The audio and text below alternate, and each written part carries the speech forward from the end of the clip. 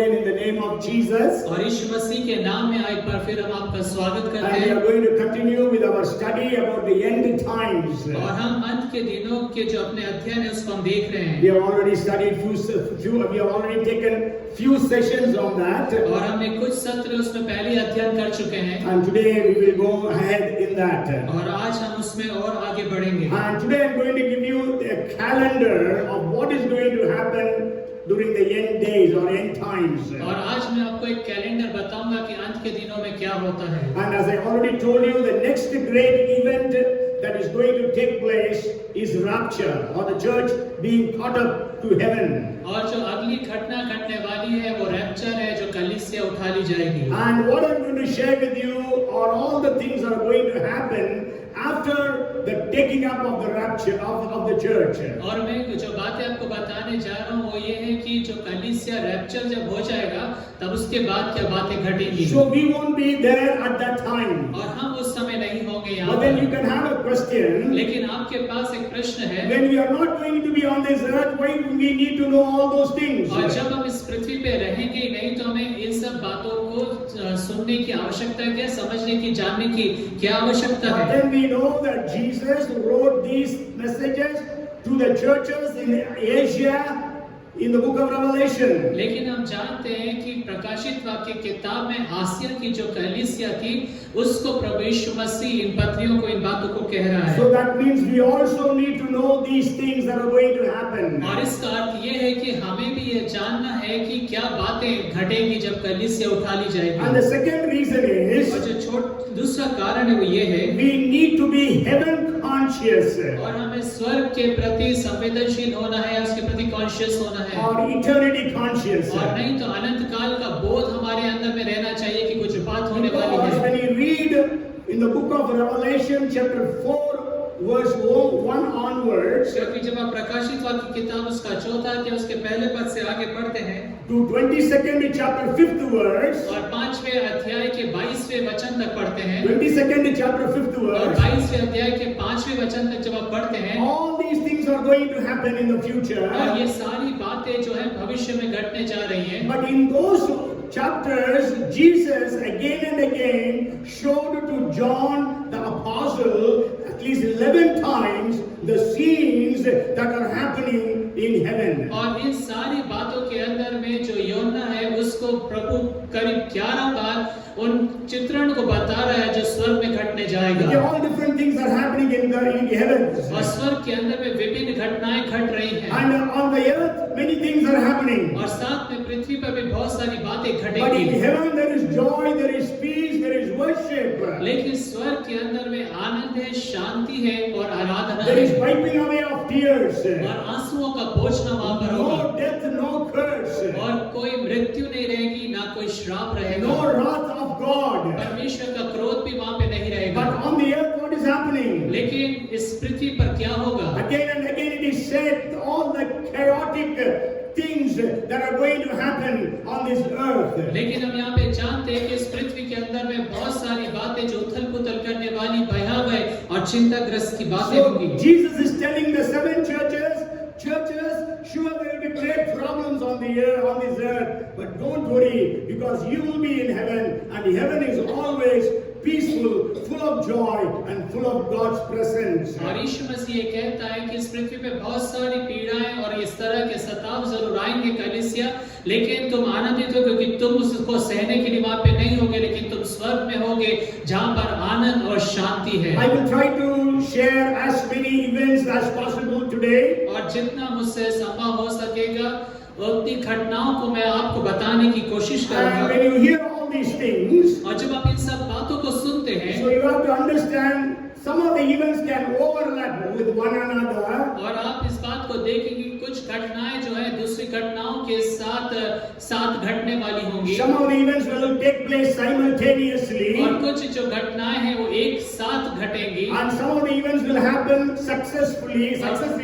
और कुछ घटनाएं एक के बाद एक घटती चली जाएंगी Okay, so we will just learn, understand what is going to happen to this earth. और हमें इस बात को समझना है कि इस पृथ्वी के साथ क्या होने जा रहा So है that we will be able to better warn our friends and our families who are not saved as yet. ताकि हम अपने उन परिवार के लोग और हमारे मित्रों को बताएं जो अभी तक उद्धार नहीं प्राप्त किए, बचाए नहीं गए हैं, ताकि वो सतर्क हो सके, सावधान हो सके। So the first thing that will happen soon after the church is caught up to heaven, और सबसे पहली बात जो घटेगी जब कलीसिया स्वर्ग में उठा ली जाएगी वो ये है, the rise, the rule of Antichrist. और वो है कि मसीह विरोधी वहां पर उठ खड़ा होगा और उसका राज्य रहेगा। And we read about the manifestation of the Antichrist from the 6th chapter of Revelation onwards. और हम कृष्ण विरोधी का जो प्रकटीकरण है उसको प्रकाशित वाक्य की किताब उसके 6 अध्याय से आगे हम देखते हैं। And also we can read about it in 2 Thessalonians 2nd chapter. और साथ में हम दूसरा थिस्सलुनीकियों की किताब उसके 2 अध्याय में से पढ़ते हैं। So Antichrist will come and he will show himself as Christ or the Messiah. और ये जो कृष्ण विरोधी है जब वो प्रकट होगा तो वो अपने आप को मसीह के रूप में दूसरों के सम्मुख में प्रकट करेगा। And he will act as if he is going to bring peace upon the earth. और वो इस तरह से लोगों को बताएगा कि उस पृथ्वी के ऊपर पर शांति को लेकर आने वाला है। And he will make a covenant with Israel for 7 years. और वो इस्राएल के साथ 7 वर्ष की वाचा को बांधेगा। And because Israel would think that this is Messiah, this is Christ, not Jesus, who came 2000 years ago. So they also will make a covenant with him. और इस्राएली भी जो हैं उसके इस बातों में फंस जाएंगे और समझने लगेंगे कि यही वो मसीह है जिसका 2000 वर्षों से वो इंतजार कर रहे So थे। he will be having a time of 7 years. He will rise, he will rule, and he will have great control over the entire earth for almost 7 years. और इस कारण से इस पृथ्वी के ऊपर पर उसके पास 7 वर्ष का समय दिया गया है कि उसका प्रकटीकरण हो, वो राज्य करे और उस रीति से 7 वर्ष तक अपना कार्य करता रहेगा। And then the second thing that will happen और जो दूसरी घटना जो घटेगी वो ये है, means Antichrist will be doing a lot of things. I am not sharing all those things to you. और इसका अर्थ ये है कि कृष्ण विरोधी कई कार्यों को करेगा, उन सब कार्यों को तो मैं नहीं बता रहा हूँ। So the second thing that will happen is the third temple will be built in Jerusalem, and the sacrifices will again start happening. और जो दूसरी बात वो होने जाएगी वो है कि तीसरी बार यरूशलेम के अंदर में परमेश्वर का मंदिर फिर से स्थापित होगा और वहाँ पे बलिदान चढ़ाए You जाएंगे। know, the first temple was built by Solomon. और आप जानते हैं कि जो पहला बार मंदिर को बनाया गया वो सुलेमान राजा के And द्वारा से बनाया गया। Nebuchadnezzar, the emperor of Babylon, he destroyed the temple of Jerusalem. और बाबुल का जो राजा था नबूकदनेस्सर राजा, उसने यरूशलेम के उस मंदिर को तोड़ डाला। In 586 BC. और 586 BC में उसने इस मंदिर को सत्यानाश कर But दिया। after 70 years, it was rebuilt. So the second temple was built by Zerubbabel. और फिर 70 साल के बाद ऐसा हुआ कि जरुब्बाबेल के द्वारा से फिर से वो मंदिर बनाया गया। But again in 70 AD, after Jesus, 70 AD, the temple was completely destroyed. और उसके बाद हम जानते हैं कि प्रभु यीशु मसीह के बाद 70 AD के अंदर में ये जो मंदिर है फिर से सत्यानाश कर दिया And गया। only there is western wall, which is also called as Wailing Wall. और सिर्फ अब जो उसका अवशेष बचा है वो वेस्टर्न वॉल है, या उसको रोने वाली दीवार भी कहते हैं। And the people, the Jews, go and pray to Yahweh God.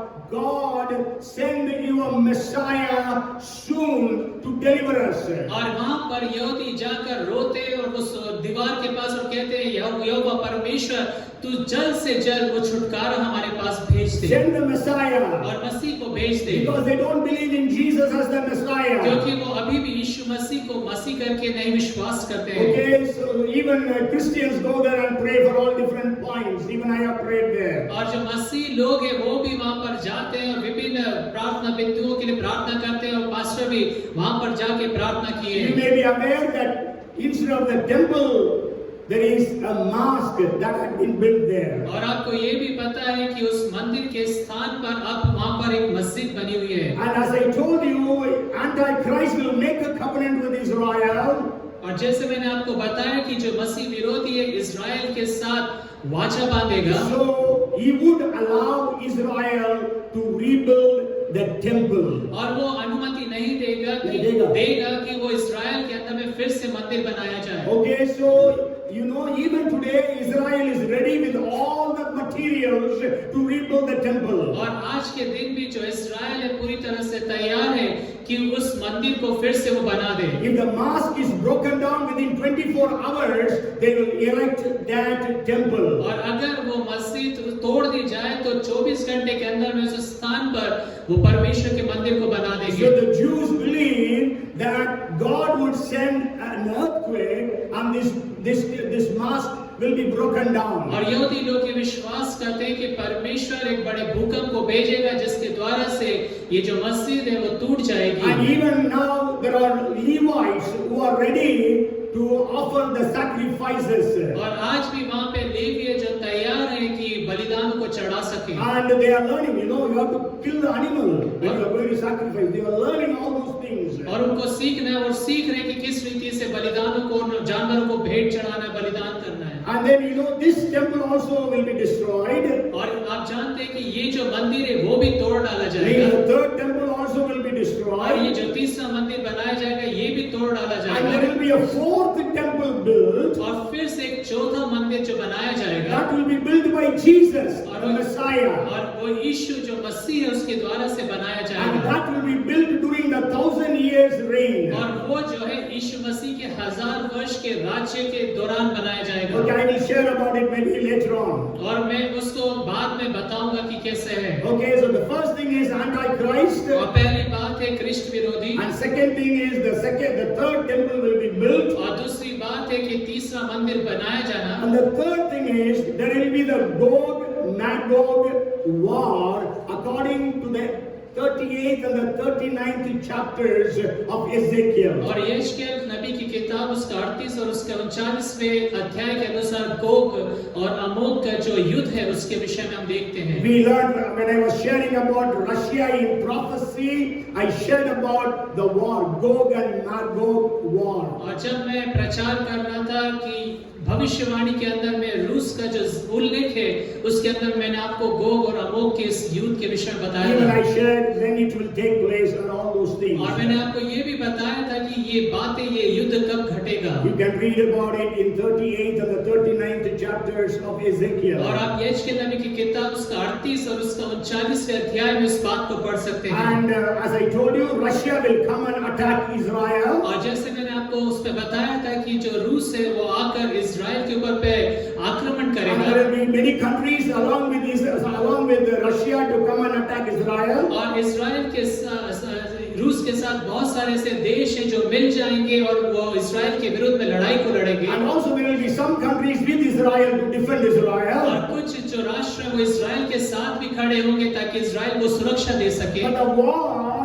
will be defeated by God Himself against Russia. लेकिन परमेश्वर स्वयं जो है उस युद्ध के अंदर में रूस और उसके जो मित्र राष्ट्र होंगे उनको हरा देगा। There will be earthquake. There will be all different things that will happen. और विभिन्न तरह की बातें वहाँ पर होंगी, वहाँ पर भूकंप की बातें और तमाम इस तरह की बातें रहेंगी। And the Bible says there will be lakhs of people soldiers who will be killed. और बाइबल ये बताती है कि लाखों लाख ऐसे सैनिक हैं जो मार डाले जाएंगे। It will take 7 months to bury the dead. 7 months. और इतनी सारी लोतें होंगी कि करीब 7 महीना लगेगा उन सबको मिट्टी देने के लिए। Can you imagine? क्या आप कल्पना कर सकते During this हैं? corona pandemic, we know that there were hundreds and thousands of people dying every day in different parts of the world, in India also. और कोरोना इस महामारी में हम जानते हैं कि लाखों हजारों लोग भारत में और संसार भर के अंदर प्रतिदिन मर रहे थे। And you know, in India, in many of the cremation grounds, there was no place for them to burn the dead bodies. और भारत में भी आप जानते हैं कि बहुत सारे जहाँ पे शव जलाए जाते हैं वहाँ पे जगह नहीं थी कि वहाँ पे शव को जलाया जाए। Even in Bhopal, there were many Christians who died, and there was every day there was funeral services happening in the graveyards. और भोपाल के अंदर में प्रतिदिन कई मसीह लोग जो है वो मर गए और उनके लिए वहाँ पे फ्यूनरल सर्विसेज को रखना पड़ा And था। not only that, there will be fuel available with these weapons, and that fuel will be used by Israel for 7 years. और ना सिर्फ इतना, लेकिन इन हथियारों के जखीरे के साथ बहुत सारा तेल और फ्यूल भी रहेगा जो इजराइल के द्वारा से इस्तेमाल किया जाएगा कई सालों तक। And the fourth thing is tribulation and great tribulation. और चौथी बात है वो है क्लेश और महाक्लेश काल। You know, all these events will actually overlap. Simultaneously it will happen. और देखिए जितने भी घटनाएं होंगी वो एक के साथ एक घटती चली जाएंगी। At least these 4 events which have first Antichrist coming, and the second thing is the third temple built, Gog and Magog war, and the fourth thing is tribulation starting. और जो 4 बातें मैंने आपको बताया है कि तीसरा मंदिर बनाया जाना और मसीह विरोधी का प्रकट होना और गोग और अमोग का वो जो युद्ध है और तमाम ये जो बातें एक साथ ओवरलैपिंग में होगा। And then the tribulation period starts from Revelation chapter 6 and verse 1 and goes on to Revelation chapter 19 and verse 21. और ये जो है महाक्लेश काल का जो समय है प्रकाशित की किताब उसका 6वां अध्याय उसके पहले पद से लेकर उसके 19वें अध्याय से 21वें वचन तक जाएगा। It takes place for 7 years. और ये 7 वर्षों तक रहेगा। And you know there will be 7 seals that will be broken during that time.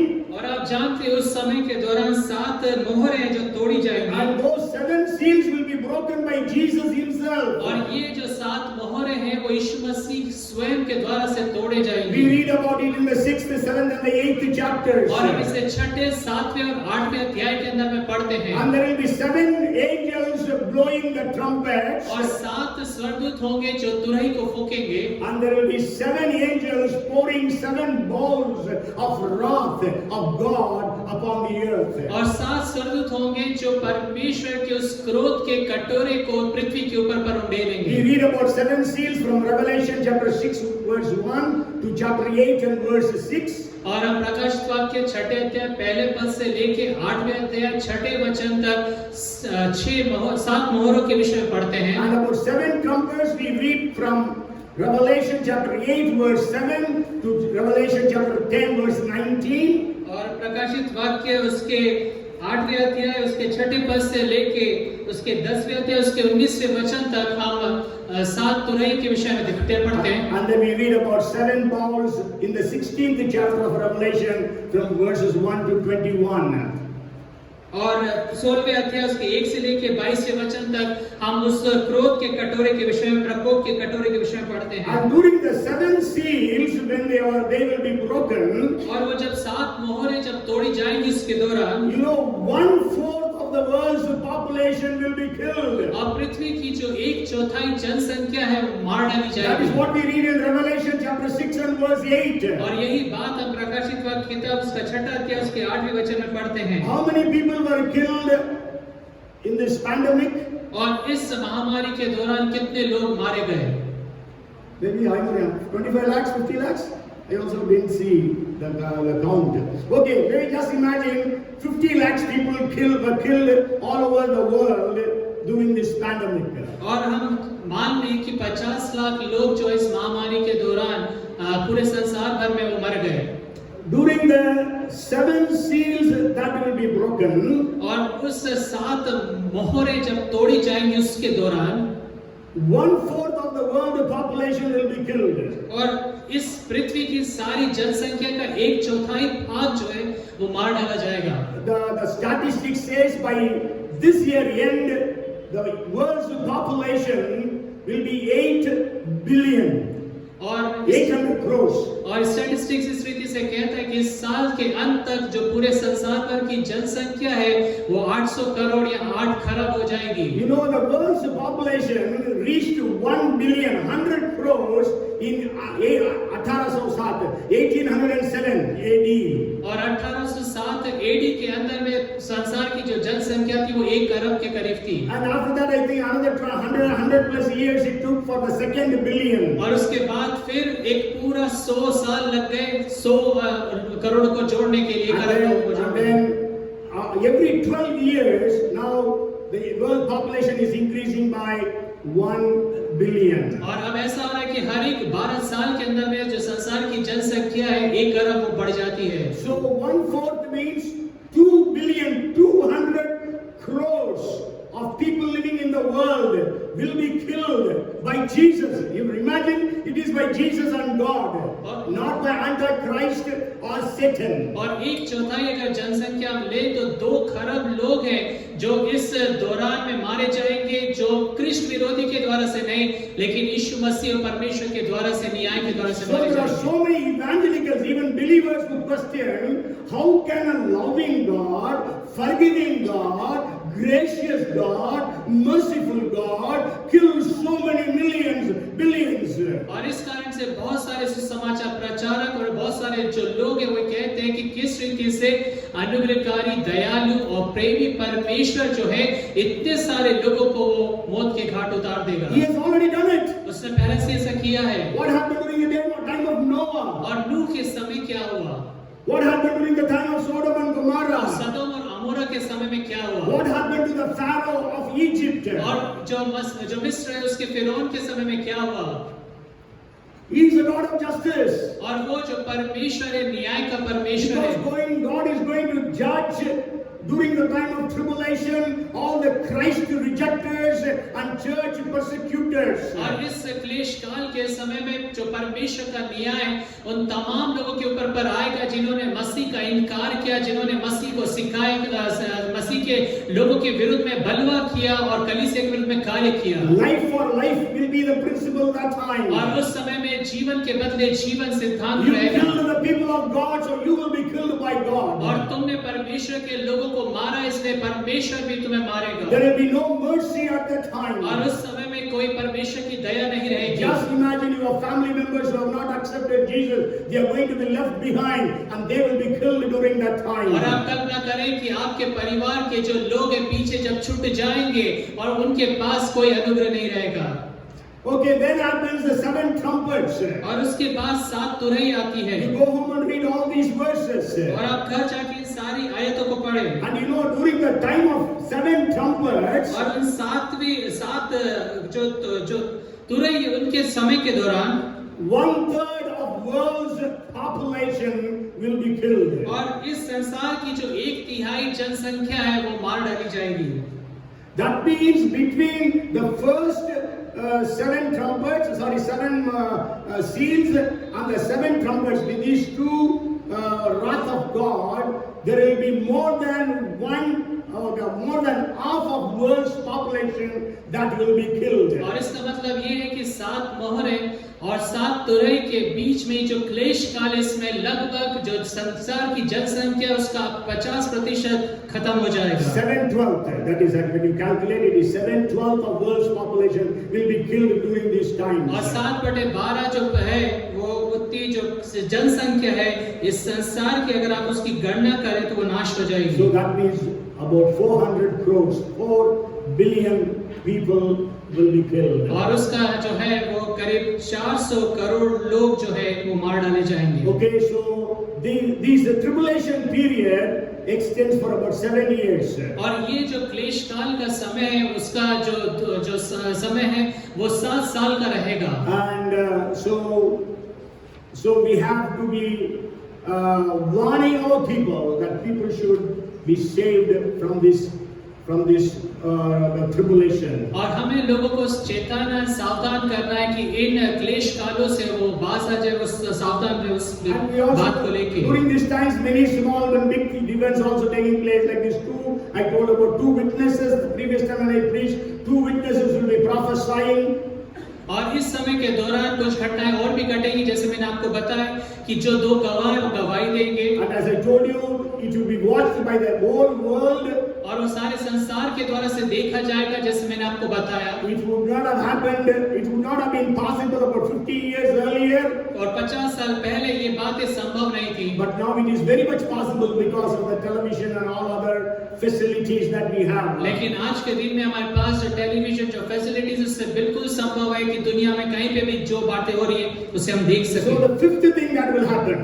और पांचवी बात जो घटेगी वो ये है, First, Antichrist. और पहला है कृष्ण विरोधी, Second, third temple being built. और दूसरा है तीसरी बार मंदिर बनाया And जाएगा, then third one is Gog and Magog war. और तीसरा है गोग और अमोग का युद्ध, And the fourth is tribulation. और चौथा है महाक्लेश काल, And the fifth thing, और पांचवी बात, this will happen after 3.5 years of Antichrist rule. और ये जो घटना घटेगी वो 3.5 वर्ष जो कृष्ण विरोधी का राज्य हो जाएगा उसके मध्य में होगा ये। This will happen at the middle of the tribulation. और ये जो है महाक्लेश काल जो है उसके बिल्कुल मध्य में ये बात घटने जाएगी। That is, it's called abomination of desolation. और इसको हम देखते हैं कि घृणित वस्तु वहां पे स्थापित की Maybe जाएगी। we will read Matthew chapter 24 and verse 15. और हम मत्ती की किताब उसका 24वां अध्याय और उसके 15वें वचन को देखते हैं। Jesus said this, therefore, when you see the abomination of desolation spoken of by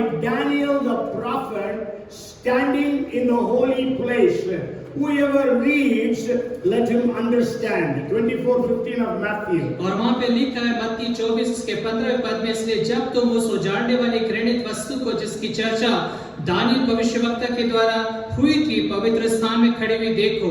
Okay, when we read Daniel chapter 9 and verse 27, और जब हम दानियल की किताब उसका 9वां अध्याय उसके 27वें वचन को पढ़ते then हैं, we will read this verse also. It says like this, then he means Antichrist, shall confirm a covenant with many for 1 week. 1 week means 7 years.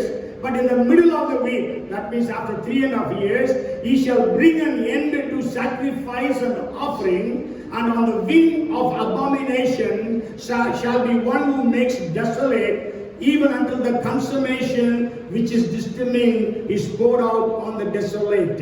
और दानियल उसका 9वां अध्याय उसके 27वें वचन को हम पढ़ते हैं, वो प्रधान अर्थात कृष्ण विरोधी 1 सप्ताह के लिए अर्थात 7 वर्ष बहुतों के संग दृढ़ वाचा बांधेगा, परंतु आधे ही सप्ताह अर्थात 3.5 वर्ष के बीतने पर वो मेल बलि और अन्न बलि को बंद करेगा, और कंकुरे पर उजाड़ने वाली घृणित वस्तुएं दिखाई देंगी, और निश्चय ही ठनी हुई बात के समाप्त होने तक परमेश्वर का क्रोध उजाड़ने वाले पर पड़ा रहेगा। Yes, so you go home and read actually Daniel chapter 9 verses 24 to 27 to have a better understanding. और इसे और अधिक अच्छे से समझने के लिए आप घर जाकर दानियल की किताब उसके 9वें अध्याय से लेके 9वें अध्याय में 24वें पद से लेके 27वें पद तक उसको पढ़ें। So after 3.5 years, और 3.5 साल के बाद Antichrist, he will go into the most holy place in the temple, और Jerusalem temple. और जो कृष्ण विरोधी है वो यरूशलेम के मंदिर में जो महापवित्र स्थान है उसके अंदर में वो प्रवेश करेगा, And he will take his throne in the most holy place. और वो अपने सिंहासन को उस महापवित्र स्थान के अंदर में लेकर जाएगा। We all know into the most holy place only once in a year, only the high priest can enter. और हम जानते हैं इस बात को कि महापवित्र स्थान के अंदर में वर्ष में सिर्फ एक ही बार और वो भी सिर्फ महायाजक ही उसमें प्रवेश कर सकता था। But this Antichrist will enter into the most holy place and stand and sit on the throne of God. और यहाँ पर हम देखते हैं कि 3.5 वर्ष बीतने के बाद ये जो मसीह विरोधी उस महापवित्र स्थान के अंदर प्रवेश कर परमेश्वर का जो सिंहासन वहां पे विराजमान हो And he जाएगा, will command the people of the world to bow down before him. और सारे संसार भर के लोगों को आज्ञा देगा कि वो उसके सम्मुख में दंडवत करें। Satan will give that authority to him, it says in Revelation chapter 13.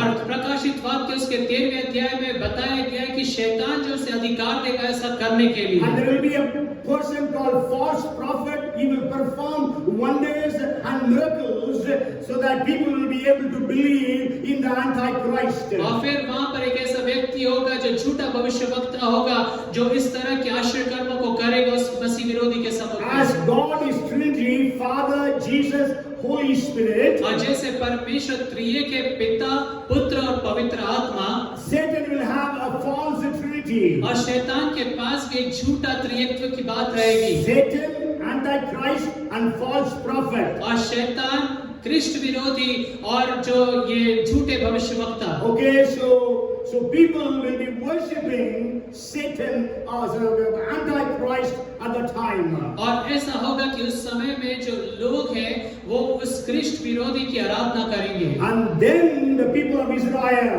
will remember this is Antichrist. और तब इस्राएल के लोग जानेंगे कि ये जो व्यक्ति है वो मसीह विरोधी है। And the one who came in the name of Yeshua, Jesus, is the Messiah, Christ. और वो व्यक्ति जो यीशु के नाम में मसीह के नाम में आया था वही मसीह है। The one who came in the name of Jesus is the Messiah. और जो यीशु के नाम में आया था वही मसीह है। Okay, you know Messiah is a Hebrew word and Christ, Christos, is the Greek word. और जो मसीह है वो जो इब्रानी का शब्द है और जो क्रिस्टोस है वो यूनानी भाषा में है। We say in Hindi Yeshu Masih, so that is Messiah, Hebrew word, and we say English Jesus Christ, Christos is the Greek word. और हम हिंदी में कहते हैं यीशु मसीह, मसीह जो है वो इब्रानी भाषा का शब्द है और अंग्रेजी भाषा में बोलते हैं जीसस क्राइस्ट। तो क्राइस्ट जो है, क्रिस्टोस जो है वो यूनानी भाषा का शब्द है। So the Antichrist will stand in the holy place. और जो कृष्ण विरोधी है वो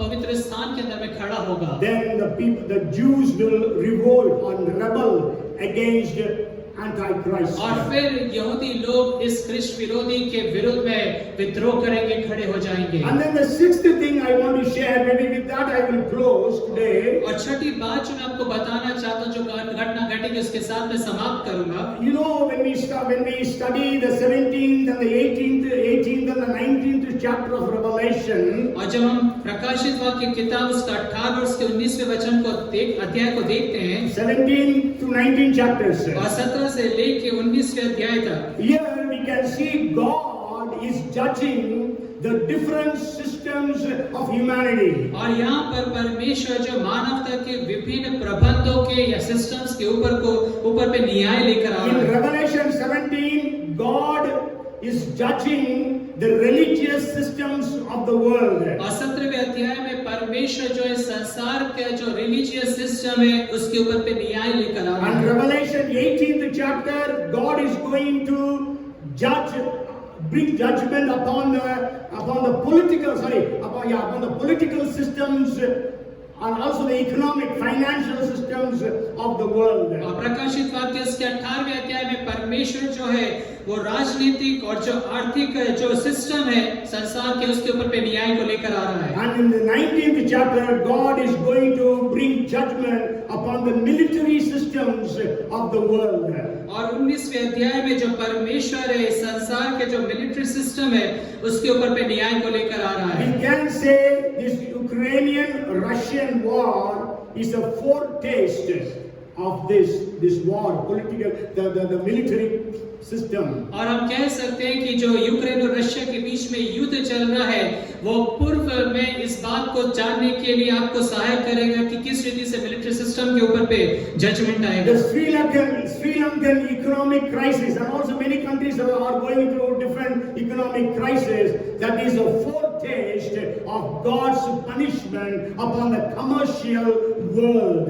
और हम देखते हैं श्रीलंका के अंदर में जो आर्थिक संकट है और कई देशों में भी जो आर्थिक संकट गहराता जा रहा है, ये इस बात को बताते हैं किस रीति से आर्थिक बातों के ऊपर पे परमेश्वर का न्याय आने जा रहा है। If you read Revelation chapter 18 verses 8 to 19, और अगर आप प्रकाशित वाक्य किताब उसका 18वां अध्याय 8 से लेकर 19वें पद तक पढ़ें, it speaks beautifully how the economic system of the world will be attacked or judged by God Himself. और वहाँ पे बहुत खूबसूरत रीति से बताया कि किस रीति से संसार का जो आर्थिक तंत्र इकोनॉमिक सिस्टम है वो किस रीति से परमेश्वर का न्याय उसके ऊपर पर आएगा। Maybe we will just read the 17th verse, the first part. और 17वें अध्याय के प्रथम भाग को हम पढ़ेंगे। For in 1 hour such great riches came to nothing.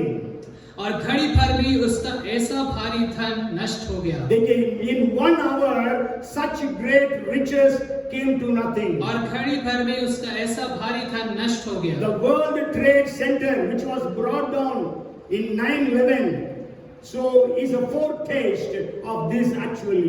और 9/11 को जो वर्ल्ड ट्रेड सेंटर गिरा दिया गया वो इसका एक फोरटेस्ट है।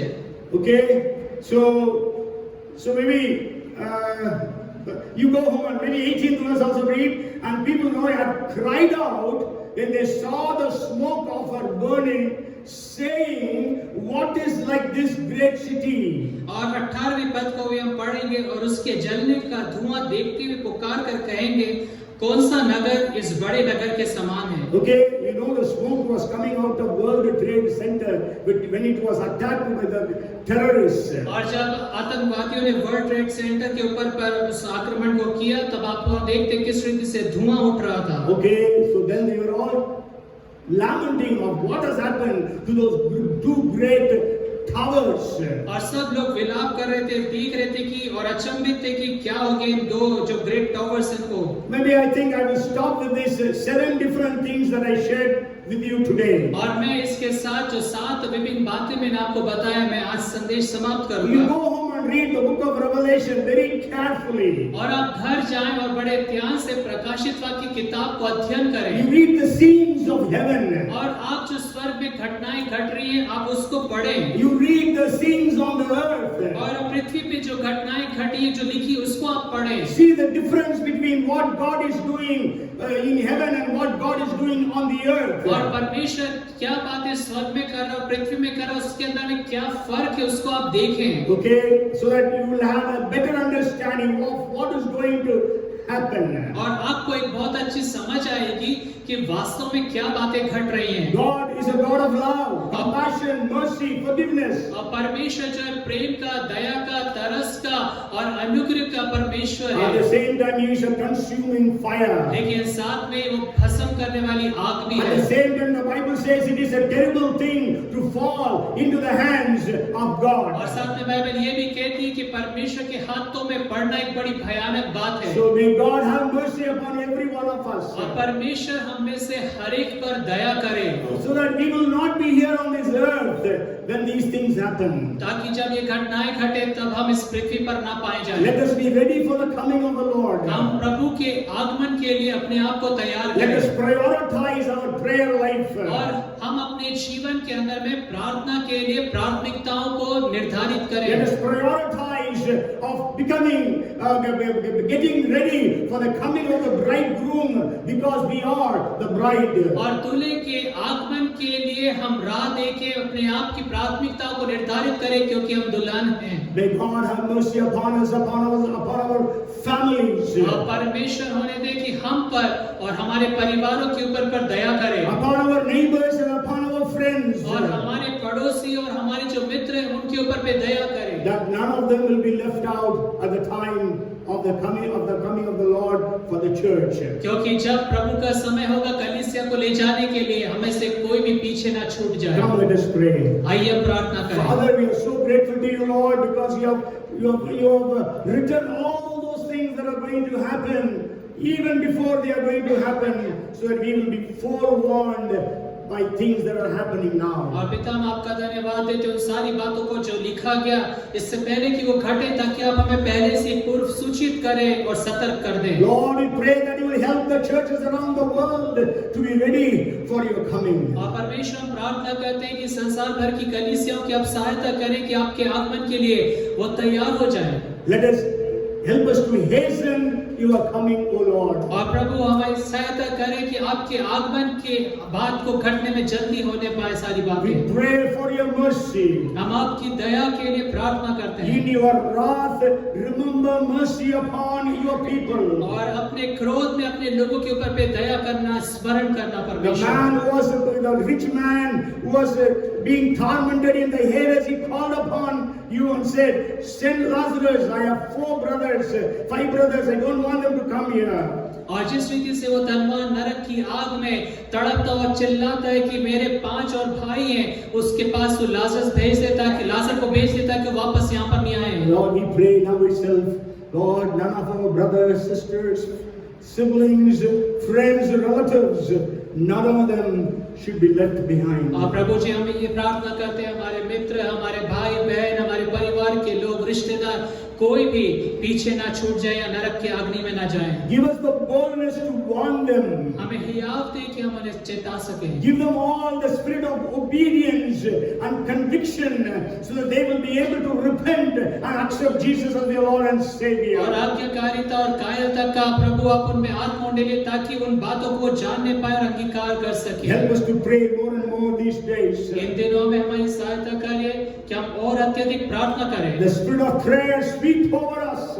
परमेश्वर का जो प्रार्थना का आत्मा हमारे ऊपर में मंडलाने And we'll be पाए able to possess the land for Jesus. और हम यीशु के लिए उस देश को काबू में ले लें। Lord, we give you all the glory and honor. प्रभु हम आपको सारा आदर महिमा और इज्जत देते हैं। In Jesus' name we pray. यीशु के नाम में प्रार्थना को And मांगते हैं everyone said amen. और हर एक जन कहे आमीन। Amen. May the grace of our Lord Jesus Christ, the love of our Heavenly Father, and the fellowship and the anointing and the gifts and the power of the Holy Spirit of a Comforter be with us all, now and forevermore.